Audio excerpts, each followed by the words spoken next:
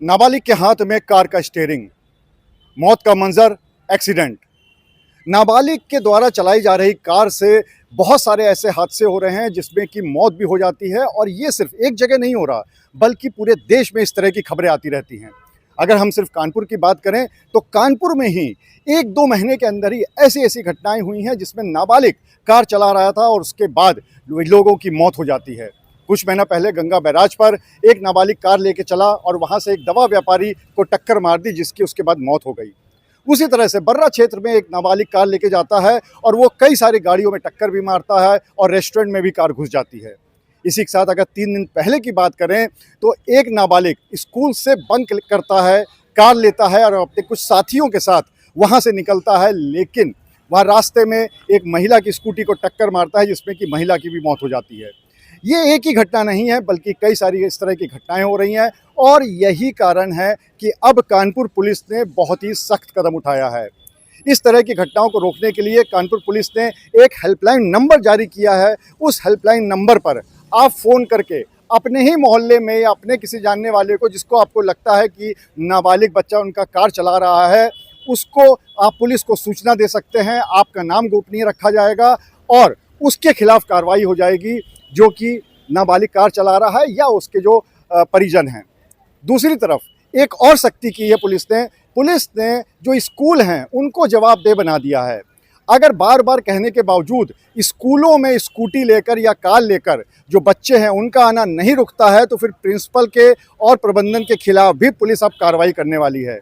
इस पूरे मुद्दे पे पुलिस का क्या कहना है, चलिए आपको वो सुनाते हैं। ये भी कुछ घटनाएं पूर्व में हुई थी, जिसमें कि माइनर जो बच्चे हैं वो गाड़ी ड्राइव कर रहे थे और उससे एक्सीडेंट हुआ, और उसमें जो है वो पुलिस ने फिर एक कार्य योजना बनाई है कार्रवाइयाँ करने को लेकर के और एजुकेट करने को लेकर के। उसी क्रम में कल से जो है वो जितने भी स्कूल्स हैं सभी स्कूल्स को डायरेक्ट भी किया गया है, उनके साथ बैठक भी की गई है और एक एजुकेटिव एनवायरनमेंट बनाने का प्रयास किया जा रहा है, जिसमें स्कूल को ये बताया गया है कि आप डिस्करेज करें कि आपके यहाँ जो बच्चे जो माइनर हैं, जो स्कूटी से आते हैं, जो गाड़ियों से आते हैं, वो ना आएँ, और यदि वो आते हैं तो आप उसको जो है वो उन पे जो कार्रवाई हो सकती है वो करें, और यदि उसके बाद भी जो है वो स्कूल इसको डिस्करेज नहीं करते और ऐसी चीज़ें होती है तो हम उसमें लिंकेजेस के बेसिस पे फिर स्कूल की भी जिम्मेदारी तय करेंगे।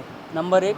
नंबर 2, एक हेल्पलाइन नंबर 9305104387 9305104387 हमने जारी किया है, जिसमें हमने लोगों से भी अपील की है कि अगर ऐसे माइनर बच्चे गाड़ी चला रहे हैं तो उनके बारे में सूचना दें, ताकि जो है वो हम उनमें उनके पेरेंट्स की और जो उनके गार्जियंस हैं उनकी भी जिम्मेदारी फ़िक्स कर सकें। पहले हम ये प्रयास कर रहे हैं कि उन सभी को एजुकेट किया जाए, ये बताया जाए कि 18 साल से कम उम्र की बच्चे जिनका लाइसेंस नहीं है वो गाड़ी चला नहीं सकते हैं, और यदि उसके बाद भी वो गाड़ी चलाते हैं तो इसमें जो नया कानून है उसके तहत जो उनके पेरेंट्स या गार्जियन हैं उनकी ज़िम्मेदारी बनती है, और 25,000 रुपये का इसमें जुर्माना भी है।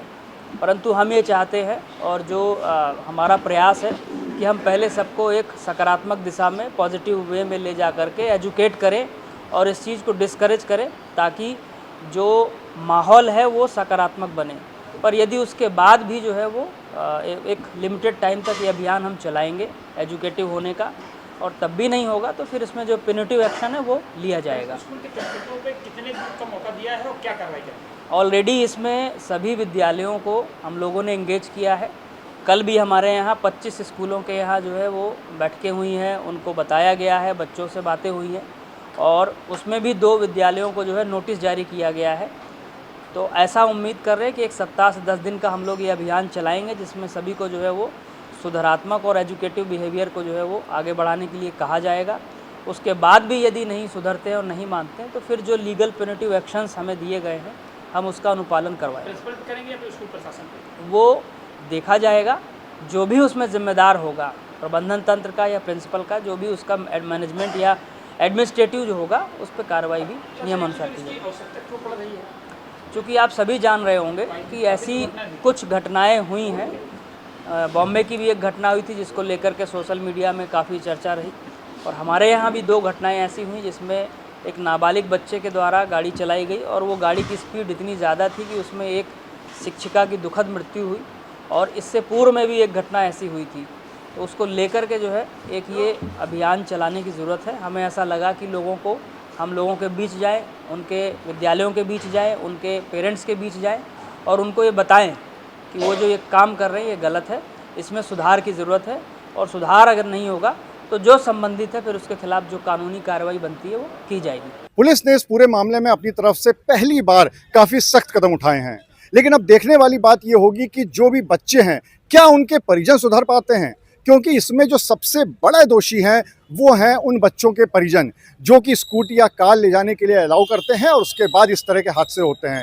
तो क्या पुलिस की सख्ती के बाद इस तरह के हादसे रुक पाएंगे, ये देखने वाली बात होगी। अनुराग अग्रवाल, TV9 कानपुर।